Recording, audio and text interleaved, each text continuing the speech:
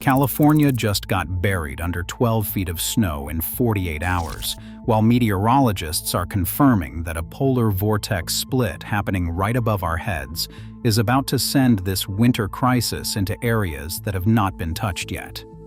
What is unfolding across North America right now has completely shattered every prediction about how this winter was supposed to end. I'm talking about a weather pattern so extreme that officials have put 11 million people under flood watches, while simultaneously issuing the most severe avalanche warnings in years. The same regions that were experiencing spring-like conditions just days ago are now facing travel conditions described as dangerous to impossible. The most vulnerable people in our communities are paying the ultimate price as this crisis spreads into new territories. Right now, as I'm recording this, the homeless population across multiple major cities is facing an ongoing emergency that most people do not even realize is happening. New York City has confirmed that 14 people experiencing homelessness have lost their lives to exposure, and that is just one city. We are talking about over 4,500 individuals still living on the streets, while outreach workers deployed in teams of 400 are discovering new cases every single day. The heartbreaking reality is that while some areas got temporary relief from the brutal cold, the atmospheric disruption that created this crisis is still active and actually getting stronger. Nashville saw their homeless shelter population explode from 400 to over 7,000 people in a matter of days. These are not just numbers, they are families, veterans, and working people who got caught between rising rents and falling temperatures with nowhere safe to go. But here is what should terrify everyone about what is happening right now. The Sierra Nevada mountains in California just received what meteorologists are calling the most significant snow event of the season, with some areas getting 8 to 12 feet of accumulation through today. Interstate 80 had to be completely shut down at the Nevada state line after multiple spinouts and crashes, and officials are warning that travel conditions will remain dangerous to nearly impossible through at least Wednesday. This represents a complete reversal of what was supposed to be happening. Just last week, California and the entire western United States were experiencing the lowest snow cover levels in satellite records. Some areas of the West were seeing snowpack levels as bad as they have been in recorded history for this time of year. Then, within 48 hours, the pattern completely flipped, and now the same mountains that looked like early spring are buried under more snow than many ski resorts see in an entire season. The atmospheric science behind this is genuinely frightening. Weather prediction models have confirmed a stratospheric sudden warming event that split the polar vortex into two separate lobes. One lobe is positioned over northeastern Canada, and it is strengthening, while the other spins over northern Asia. When these systems split like this, they can no longer keep the coldest air locked over the polar regions, so that Arctic air has to go somewhere. What makes this particularly dangerous is that the current warm-up across the eastern United States is creating a false sense of security. The same atmospheric disruption that is burying California in snow is building toward another major cold outbreak that could affect areas from the Great Plains to the Atlantic coast. The Madden-Julian Oscillation that has been temporarily shielding parts of the central and eastern states from this stratospheric collapse is forecast to weaken over the next 10 days. Drop a comment and let me know what state you are watching this from and how these extreme weather swings are affecting your area. I am seeing reports from viewers across the country dealing with everything from record snowfall to unprecedented warmth happening within the same week, and I want to hear what the real conditions look like where you are. Federal emergency management officials have now approved disaster declarations for 12 states, with over 5,400 National Guard members deployed across 15 states. The response infrastructure is already stretched across an unprecedented geographic area. And if another major system develops while communities are still recovering from the previous impacts, the capacity to respond effectively becomes a serious concern. The current California storm system represents something meteorologists haven't seen before: a UN-precedented rapid pattern reversal. Areas that were experiencing drought conditions and record warmth transitioned to extreme winter weather warnings within days. Los Angeles County issued evacuation warnings for neighborhoods in burn-scar areas, including the Palisades, Sunset, and Hearst, because heavy rainfall created an imminent risk of landslides and debris flows. The wind component of this storm has been particularly destructive. Gusts up to 70 miles per hour are bringing down trees and power lines across the region. Pacific Gas and Electric is using artificial intelligence and machine learning-enhanced weather models to decide where to send crews and equipment, including power poles and transformers, ahead of continuing storm systems. What's really alarming is how this pattern is expected to continue evolving. Weather prediction models show another major disturbance approaching the Pacific Northwest going into next weekend, with renewed prospects for rain and mountain snow from Northern California into that region, producing what meteorologists are calling a modest atmospheric river event. But the real concern is what is building for late February and early March. The polar vortex disruption occurring now in the stratosphere typically takes 10 to 20 days to fully impact weather at ground level.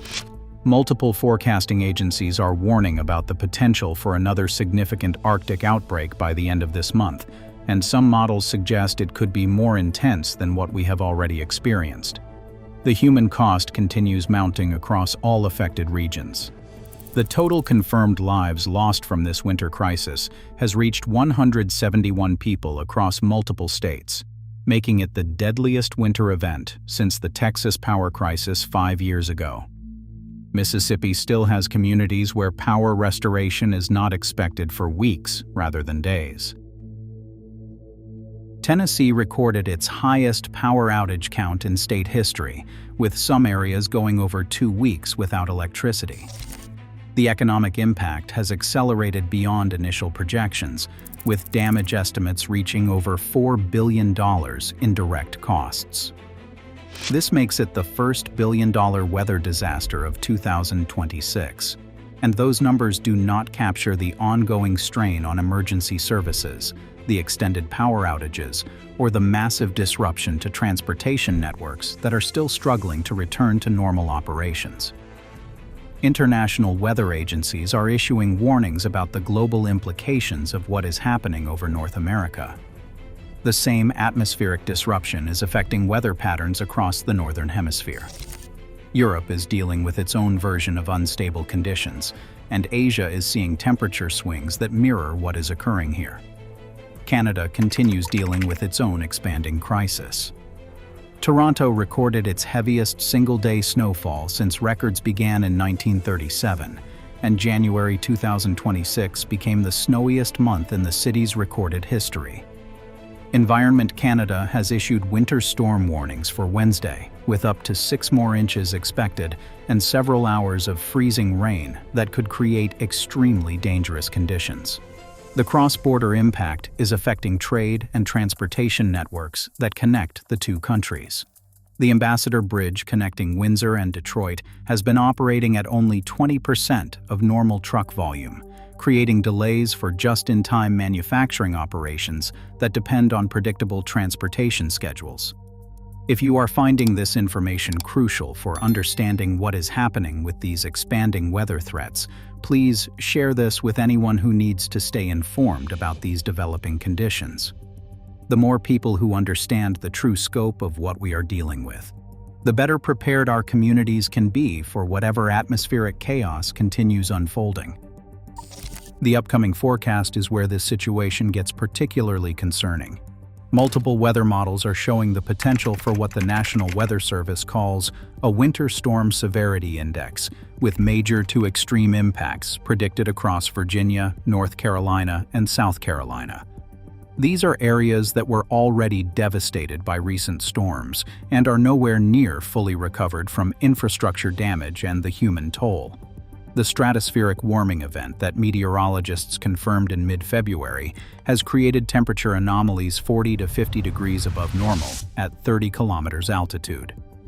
This is the kind of energy disruption that can lock weather patterns in place for weeks or even months, creating sustained periods of extreme conditions rather than typical weather variability. Official watches have been issued for polar vortex disruptions on March 2nd and on March 6th, with meteorologists warning that each lobe of the split vortex could unleash cold outbreaks across different regions. Areas that thought winter was ending could suddenly find themselves back in emergency conditions, and infrastructure and emergency response systems are already operating at capacity. The agricultural implications are becoming more serious with each day this unstable pattern continues. Spring crop planning is being complicated by uncertainty about when normal weather patterns might return. Livestock operations that suffered massive losses during the extended cold periods are now dealing with the economic aftermath while preparing for the possibility of additional extreme weather.